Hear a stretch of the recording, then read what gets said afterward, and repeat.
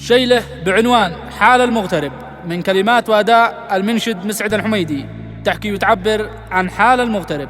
ضقت الهم ضقت العنا من غربة أنا يا ظنا، ضقت الهم ضقت العنا من غربة أنا يا ظنا، كم لي بين عاني أنا من يوم وأنا في غربتي، يعيش بها سابرة وكل الناس بها خاسرة، يا ليتني طايرة أدركها وسير ديرتي. الصدق ضقتنا منها وما بش فايد منها، عايش بس في حزنها يا أصحابي ويا أخوتي. يا رب السما يا قليل ما بش غير أنت الكفيل، أنت القصد وأنت الوكيل، ارحم حالتي وأسرتي. ضقت الهم ضقت العنا من غربة أنا يا ظنا، كم لي بين عاني أنا من يوم وأنا في غربتي، يعيش بها سابرة وكل الناس بها خاسرة،